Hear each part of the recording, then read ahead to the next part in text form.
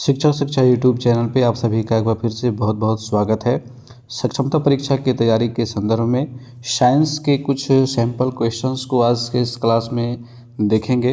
और यह क्लास ना केवल सक्षमता परीक्षा के लिए यूज़फुल है बल्कि आपके बीपीएससी टीआरई के लिए भी उतना ही ज़्यादा इम्पोर्टेंट है।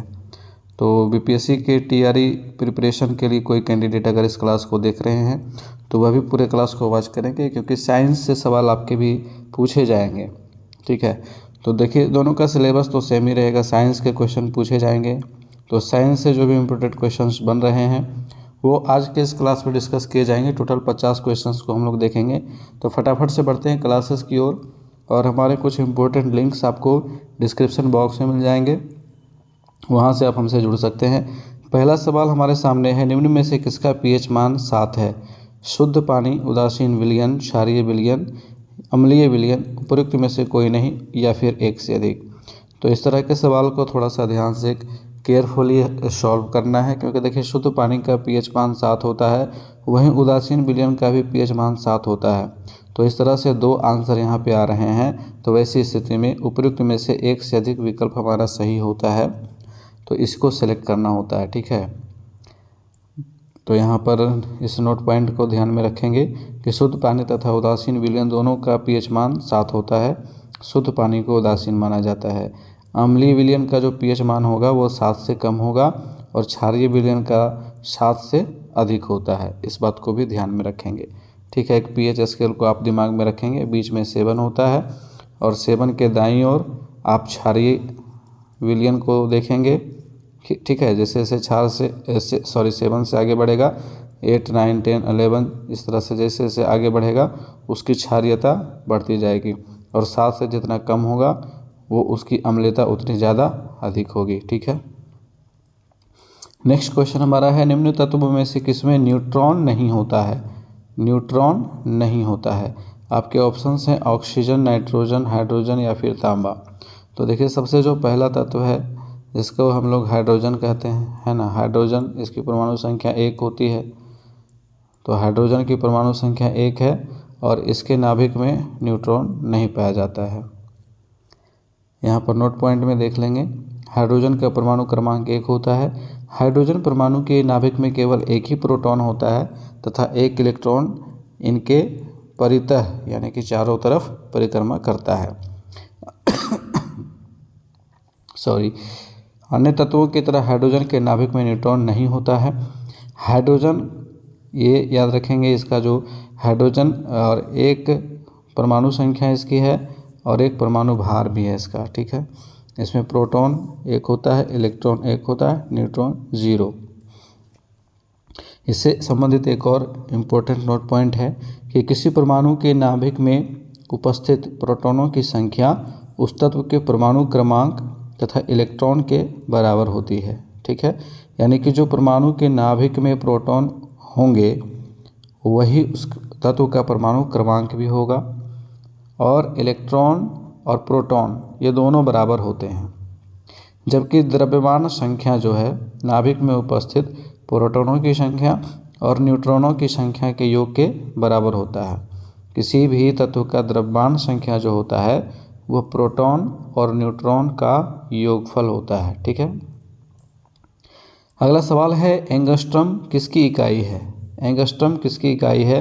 आपके ऑप्शंस हैं तरंगदैर्घ्य, आवृत्ति, ऊर्जा या फिर वेग। तो इसका सही ऑप्शन है आपका तरंगदैर्घ्य की। यहाँ पर देखेंगे कि तरंगदैर्घ्य का जो मापन है वह एंगस्ट्रॉम में किया जाता है। एक एंगस्ट्रॉम का जो मान होता है वह 10⁻⁻10 मीटर होता है। ठीक है, तो इस चीज़ को याद रखेंगे। अगला सवाल है, आवृत्ति को किस चीज़ में नापा जाता है? आवृत्ति को हर्ट्ज, रेडियन, मीटर प्रति सेकंड या फिर वॉट। तो इसका सही आंसर है हर्ट्ज में। आवृत्ति को हर्ट्ज में मापा जाता है। ठीक है, नेक्स्ट क्वेश्चन है, डीएनए की खोज किसने की? आपके ऑप्शंस हैं जेम्स वाटसन एवं Francis Crick, Gregor Mendel, Johansson, Hargobind Khorana. तो इसका सही आंसर है आपका उपयुक्त में से कोई नहीं, क्योंकि देखिए यहाँ पर जो नोट पॉइंट है उससे संबंधित चीज़ों को ध्यान में रखेंगे। डॉक्टर जेम्स वाटसन एवं डॉक्टर फ्रांसिस क्रिक ने डीएनए की खोज नहीं की थी। वस्तुतः इन वैज्ञानिकों ने एक्सरे विश्लेषण द्वारा वर्ष 1953 में डीएनए का कुंडलीकार विन्यास यानी डबल हेलिक्स मॉडल प्रस्तुत किया था, जिसके लिए इन्हें 1962 का नोबेल पुरस्कार भी दिया गया था। वास्तव में डीएनए की पहचान सर्वप्रथम स्विस रसायन शास्त्री फ्रेडरिक मिस्चर ने की थी। इस चीज़ को ध्यान में रखेंगे कि डीएनए की पहली जो पहचान हुई थी वह किसके द्वारा की गई थी, तो स्विट्जरलैंड के रसायन शास्त्री फ्रेडरिक मिस्चर के द्वारा की गई थी। ठीक है।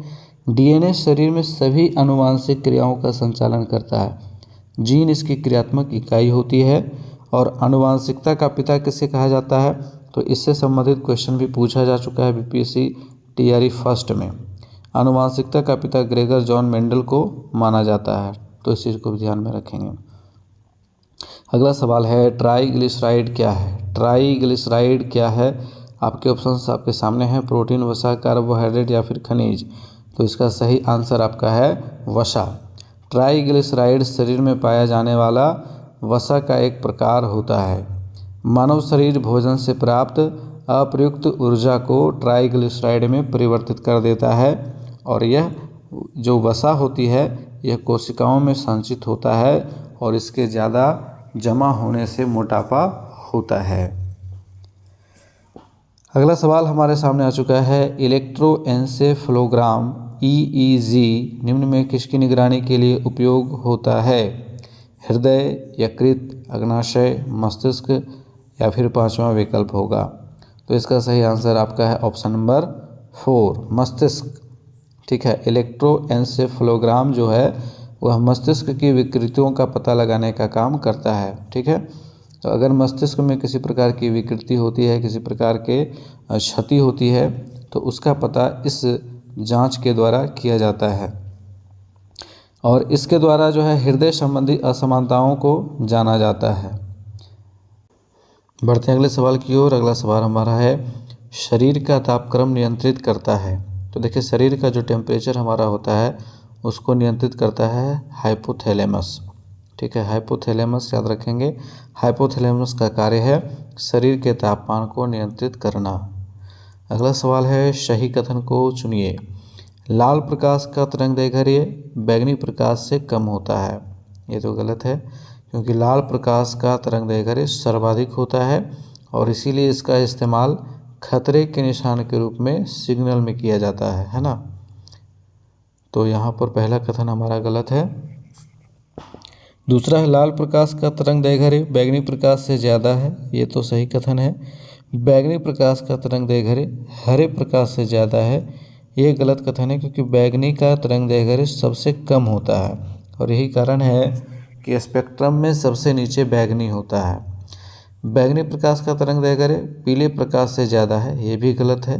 तो यहाँ पे केवल और केवल दूसरा कथन हमारा सही है।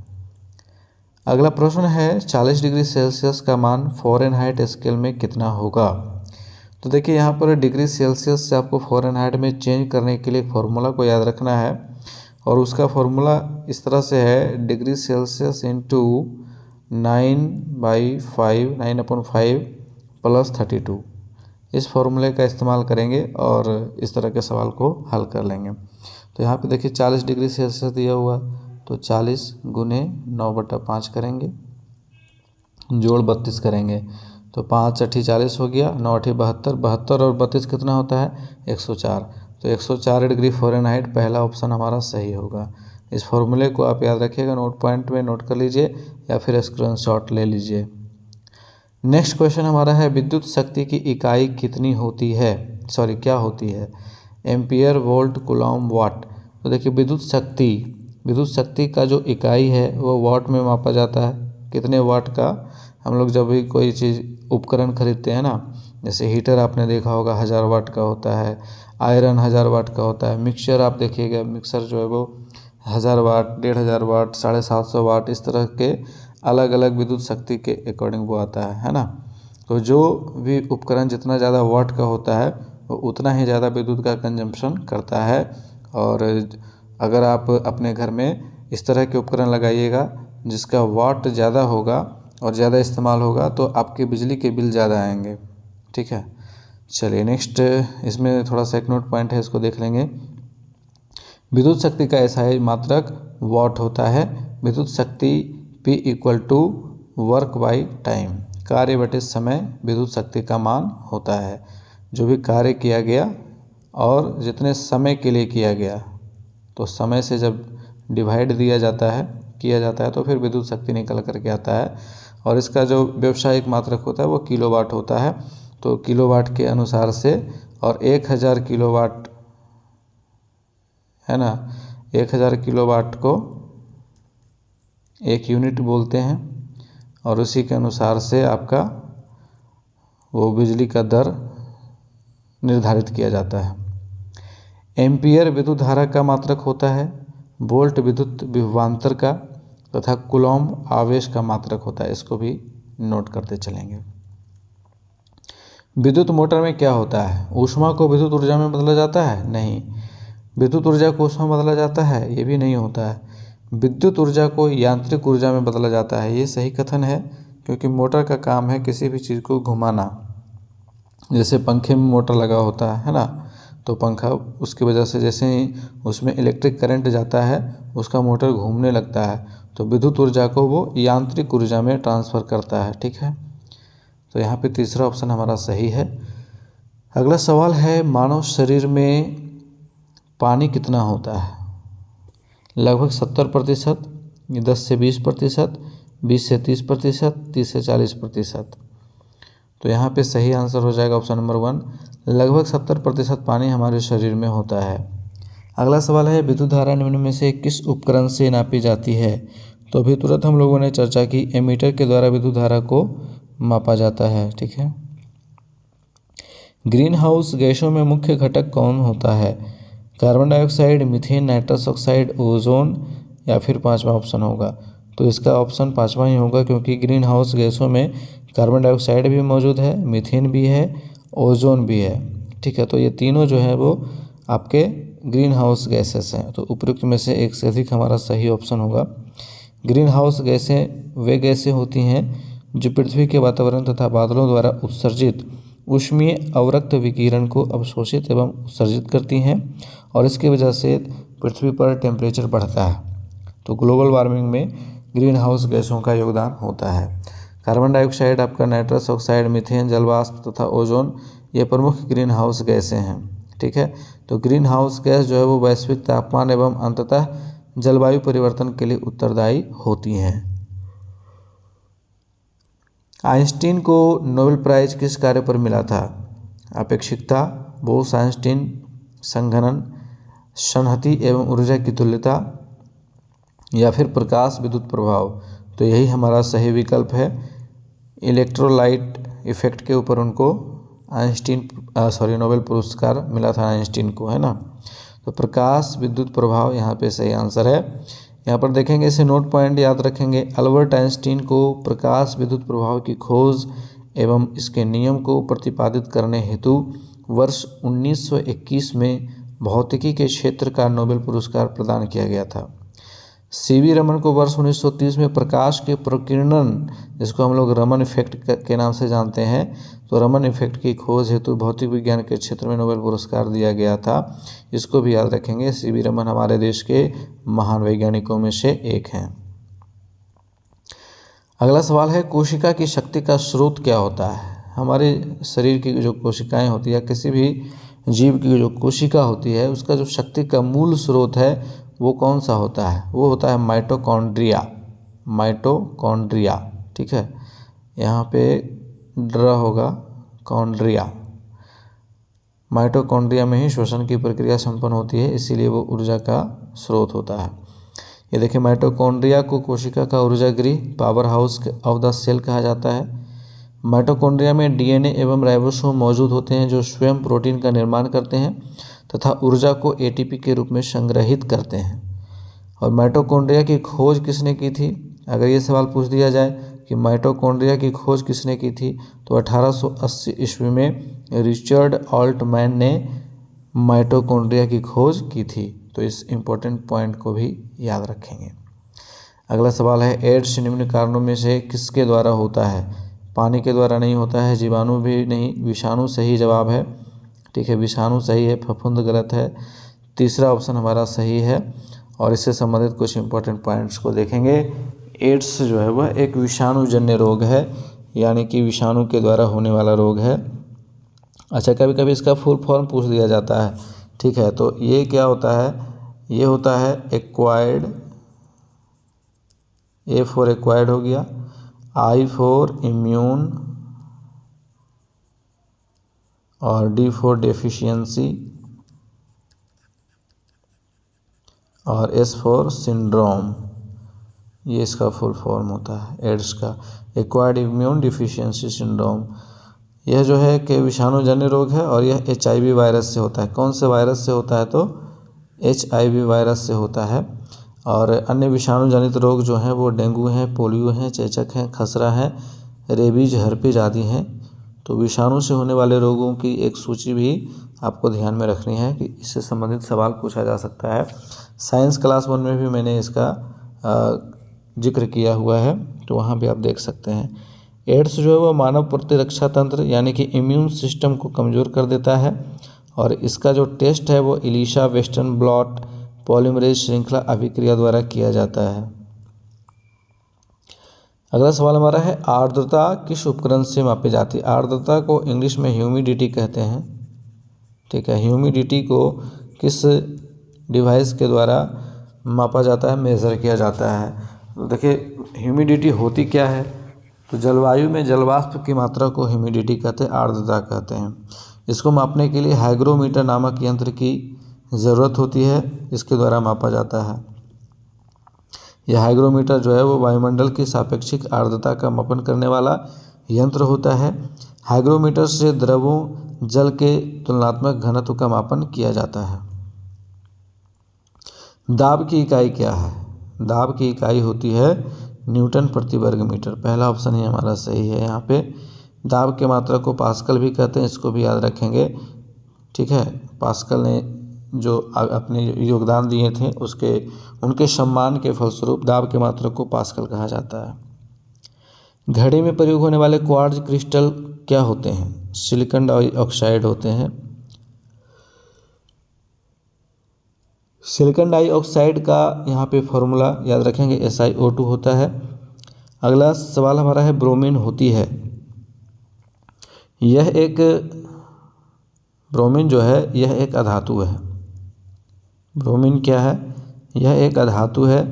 और अधातुओं में एक ऐसा धातु है जो द्रव अवस्था में पाया जाता है। जैसे आपने पढ़ा होगा पारा के बारे में, पारा एक ऐसा धातु है जो द्रव अवस्था में पाया जाता है। उसी तरह से ब्रोमीन एक ऐसा अधातु है जो द्रव अवस्था में पाया जाता है, तो यह लाल द्रव के रूप में पाया जाता है। तो चौथा ऑप्शन हमारा सही होगा यहाँ पे। अगला सवाल है, वेल्डिंग में प्रयोग होने वाली गैसें कौन सी होती हैं। आपने देखा होगा लोहे की दुकान में बहुत सारी चीज़ों को वेल्डिंग किया जाता है, जोड़ा जाता है ना, खिड़कियों में वेल्डिंग होता है, बहुत सारे जो भी सामान होते हैं। तो उसमें जो गैसें होती हैं वो कौन सी गैसें होती हैं, उसमें होता है ऑक्सीजन और एसिटिलीन। ठीक है, तीसरा विकल्प हमारा यहाँ पे सही है। अगला सवाल है, गैल्वेनाइज्ड लोहे के पाइप पर कौन सी परत चढ़ी होती है। तो जो गैल्वेनाइज्ड लोहे के पाइप्स होते हैं उसके ऊपर जस्ते की परत चढ़ी होती है, और इसलिए चढ़ाया जाता है कि उसमें जंग नहीं लगे, जंग से बचाने के लिए। दृश्य स्पेक्ट्रम के तरंगदैर्घ्य की सीमा क्या है। तो जो हमारा दृश्य स्पेक्ट्रम होता है उसके तरंगदैर्घ्य की सीमा 3900 एंगस्ट्रम से 7600 एंगस्ट्रम के बीच का होता है, इसको ध्यान में रखेंगे। कपड़े साफ करने में प्रयोग होने वाले डिटर्जेंट होते हैं, जो आजकल हम लोग डिटर्जेंट का प्रयोग करते हैं जिसको हम लोग सर्फ कहते हैं, है ना, अपनी भाषा में सर्फ कहते हैं, तो वह सल्फोनेट होता है। क्या होता है, सल्फोनेट होता है, याद रखेंगे इस चीज़ को। अगला सवाल है, वह तत्व जो मानव पसीने के माध्यम से उत्सर्जित होता है। तो हमारे शरीर में कुछ तत्व पाए जाते हैं, उनमें से मानव पसीने के माध्यम से कुछ उत्सर्जित होते हैं। तो उनमें से यहाँ पे एक है मैग्नीशियम। ठीक है, कौन सा है, मैग्नीशियम है। और कुछ और तत्व उत्सर्जित होते हैं, उसको भी ध्यान में रखने की ज़रूरत है।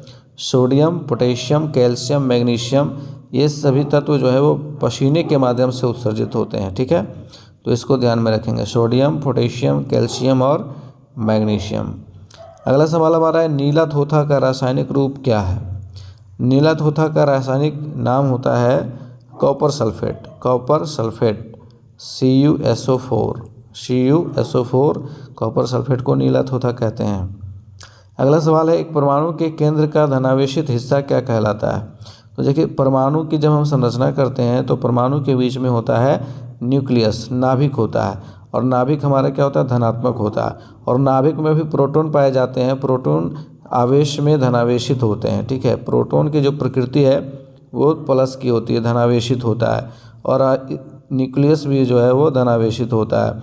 रदरफोर्ड का परमाणु मॉडल आपने देखा होगा, उसमें उन्होंने जब परमाणु की एक पतली पन्नी पर अल्फा कणों की बौछार कराई थी तो अल्फा कण जो है किनारे से तो आर पार हो गए थे, लेकिन जब वो नाभिक के आसपास से गुजर रहे थे तो वो विचलित हो गए थे, और जब नाभिक से टकराए थे तो सीधे रिटर्न हो गए थे, है ना।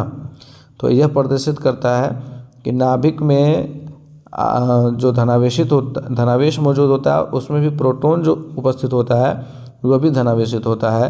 तो यहाँ पे 2 विकल्प हमारे सही हैं, प्रोटॉन और न्यूक्लियस, इसलिए हम 5वें विकल्प को सेलेक्ट करेंगे, उपर्युक्त में से एक से अधिक। अगला सवाल है, एक ठोस के सीधे गैस में परिवर्तन को क्या कहते हैं?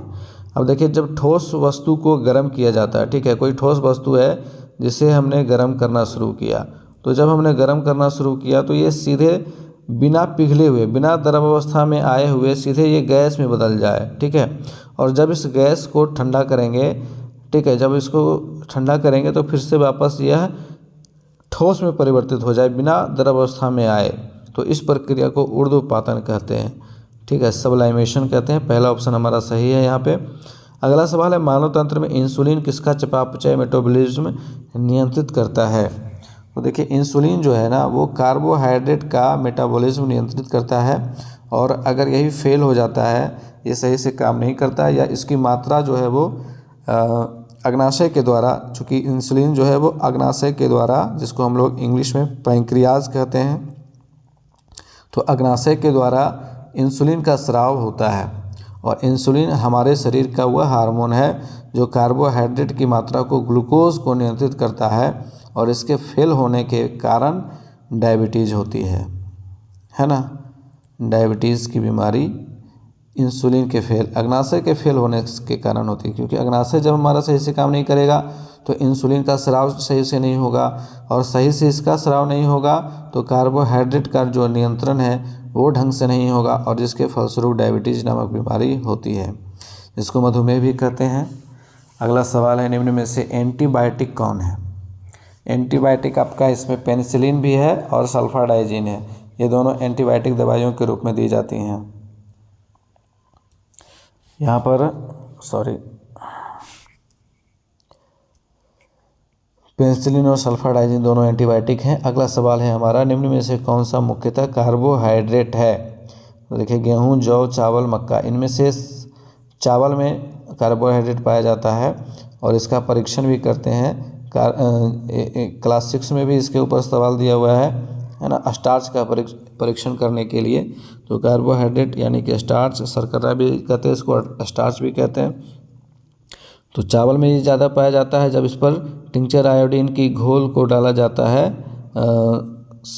तब इसका जो कलर है वो नीला हो जाता है, बैगनी, ये थोड़ा हल्का काला हो जाता है। अगला सवाल है, निम्न में से सबसे भारी धातु कौन सी है? सोना, चांदी, पारा, प्लेटिनम। तो प्लेटिनम सबसे भारी धातु है, सबसे ज़्यादा भारी धातु वो प्लेटिनम होती है। अगला सवाल है, स्टेनलेस स्टील एक मिश्र धातु है, तो यह किसकी मतलब कि किन किन धातुओं को मिलाने से यह बनती है? ठीक है, लोहे और निकल की, लोहे और क्रोमियम की, तांबे और क्रोमियम की, लोहे और जस्ते की। तो इन चारों विकल्प में से कोई भी सही नहीं है, उपयुक्त में से कोई सही नहीं है। ये दरअसल होता है आपका लोहे का होता है, 1 मिनट, लोहा के साथ आपका इसमें होता है निकेल भी होता है, प्लस आपका क्रोमियम भी होता है। ठीक है, स्टेनलेस स्टील, लोहा, निकेल और क्रोमियम, इन तीनों को मिलाकर के बनाई जाने वाली मिश्र धातु होती है। अगला सवाल है, टूटी हुई हड्डियों की रक्षा के लिए प्लास्टर ऑफ पेरिस का प्रयोग किया जाता है। आप लोगों ने देखा होगा कि जब किसी व्यक्ति का कहीं फ्रैक्चर हो जाता है तो डॉक्टर उसके ऊपर प्लास्टर लगा देते हैं, है ना। तो ये जो प्लास्टर लगाया जाता है यह प्लास्टर ऑफ पेरिस का बना होता है, यानी कि प्लास्टर ऑफ पेरिस का प्रयोग करके प्लास्टर की परत चढ़ाई जाती है। ये इसका जो रासायनिक नाम है वो क्या कह सकते हैं हम इसको, या यह क्या होता है? बुझा हुआ चूना होता है, कैल्शियम कार्बोनेट होता है, कैल्शियम ऑक्साइड होता है, या फिर जिप्सम होता है? तो इसका सही आंसर है हमारा जिप्सम। ठीक है, जिप्सम का रासायनिक नाम क्या होता है? कैल्शियम सल्फेट इंटू 2H2O, ये इसका रासायनिक सूत्र है, फॉर्मूला है। नेक्स्ट क्वेश्चन हमारा है कि एक हाइड्रोकार्बन जिसमें कार्बन के 2 परमाणु द्विबंध द्वारा जुड़े हों क्या कहलाता है? देखिए, हाइड्रोकार्बन्स कई प्रकार के होते हैं। उनमें से सबसे पहला जो है सिंगल बॉन्ड वाला होता है, जिसको हम लोग एल्केन समूह कहते हैं, है ना। एल्केन समूह जो है वो सिंगल बॉन्ड वाला होता है, एकल बंधन वाला सिंगल बॉन्ड। इसमें एकल बंधन होता है, जैसे आपने पढ़ा होगा CH4, और इसकी जब इस तरह से हम लोग लिखते हैं C और चारों तरफ एक एक बॉन्ड देते हैं और H लिखते हैं। ठीक है, संरचना सूत्र में तो यहाँ CH4 का इस तरह से होता है। इसके बाद आता है एल्कीन, जिसमें द्विबंध होता है, यानी कि डबल बॉन्ड होता है। इसके बाद आता है एल्काइन, जिसमें आपका ट्रिपल बॉन्ड होता है। अच्छा, एल्केन का सामान्य सूत्र पूछ दे। ठीक है, एल्केन का सामान्य सूत्र पूछ दे। इसका सामान्य सूत्र है CnH2n+2। ठीक है, और एल्कीन का सामान्य सूत्र आपसे पूछ दे तो +2 हटा देंगे, CnH2n लिखेंगे। ठीक है, तो इस तरह से फॉर्मूले तैयार किए जाते हैं। अगला सवाल है, सिरके का रासायनिक नाम क्या है? सिरका जिसका इस्तेमाल रसोई घर में किया जाता है ना। इसका इस्तेमाल अचार बनाने में किया जाता है मुख्य रूप से। तो इसका रासायनिक नाम एसिटिक अम्ल होता है। ऑप्शन नंबर C हमारा यहाँ पे सही है। अच्छा, एसिटिक अम्ल का सूत्र आपसे पूछ दे तो इसका सूत्र इस प्रकार से होता है CH3COOH। ठीक है, अगला सवाल लेते हैं, कार के बैटरी में प्रयोग होने वाला अम्ल कौन सा होता है? तो कार के बैटरी में जो एसिड का प्रयोग किया जाता है वो आपका होता है सल्फ्यूरिक अम्ल, H2SO4। क्या होता है? H2SO4, सल्फ्यूरिक अम्ल इसको कहते हैं। अगला सवाल हमारा है, सोडा वाटर की बोतल खोलने पर उससे जो गैस निकलती है वो कौन सी गैस होती है? आप लोगों ने देखा होगा कभी कभी कोका कोला वगैरह की जो बोतलें होती हैं, अगर उसको झटके के साथ खोला जाए तो इसमें जो भी द्रव होता है, जो लिक्विड होता है, वो गैस बन करके बाहर निकल जाता है ना। तो ये जो गैस निकलती है वो कौन सी गैस इसमें भरी होती है? वो होती है आपकी carbon dioxide gas. Next question है, हड्डियों की पढ़ाई विज्ञान की किस शाखा के अंतर्गत होती है? तो ये पढ़ाई जो है ऑस्टियोलॉजी के अंतर्गत होती है। इससे संबंधित नोट पॉइंट याद रखेंगे। यहाँ जो विकल्प दिए गए हैं, जियोलॉजी, शेरोलॉजी, ऑरोलॉजी, तो इन सब के यहाँ पर आंसर आपको मिल जाएंगे। जियोलॉजी पृथ्वी की आंतरिक संरचना का अध्ययन कहलाता है, सेरोलॉजी ब्लड सीरम का अध्ययन कहलाता है, ऑरोलॉजी पर्वत का अध्ययन कहलाता है, और ऑस्टियोलॉजी हड्डियों का अध्ययन कहलाता है। ठीक है, मनुष्य के शरीर के किस अंग में लिम्फोसाइट का निर्माण होता है? तो देखिए, लिम्फोसाइट हमारे अस्थि मज्जा में बनता है, जिसको हम बोन मैरो के नाम से भी जानते हैं। बोन मैरो, है ना। आप लोगों ने क्रिश फिल्म में देखा होगा, बोन मैरो के लिए रोहित मेहरा को कैद करके रखा जाता है ना। तो अस्थि मज्जा में ये लिम्फोसाइट का निर्माण होता है। अगला सवाल है, निम्न में से किस हार्मोन में आयोडीन मिली होती है? Testosterone, adrenaline, thyroxine, insulin. तो इसका सही ऑप्शन है थायरोक्सिन, और यह थायरोक्सिन हार्मोन हमारे थायराइड ग्रंथि में पाई जाती है। और आयोडीन की अगर कमी हो जाए तो गलगंड हो जाता है, जिसको घेघा रोग कहते हैं। वो थायरोक्सिन जब कम जाता है ना, इसका स्राव नहीं हो पाता है, तो हमारे गले में जो थायराइड ग्रंथि मौजूद है, छोटी छोटी जो 2 ग्रंथियां हैं, ये फूल जाती हैं, और इनके सूजन की वजह से ये घेघा रोग होता है। अगला सवाल हमारा, एड्स किसके कारण होता है? ये सवाल रिपीट हो गया है ना, ये हम लोगों ने पिछले सवाल में यहाँ पर डिस्कस किया था। ये वायरस के कारण होता है। दाब का मात्रक क्या कहलाता है? ये सवाल भी रिपीटेड है, लेकिन थोड़ा सा इसका जो पूछने का तरीका है वो अलग है।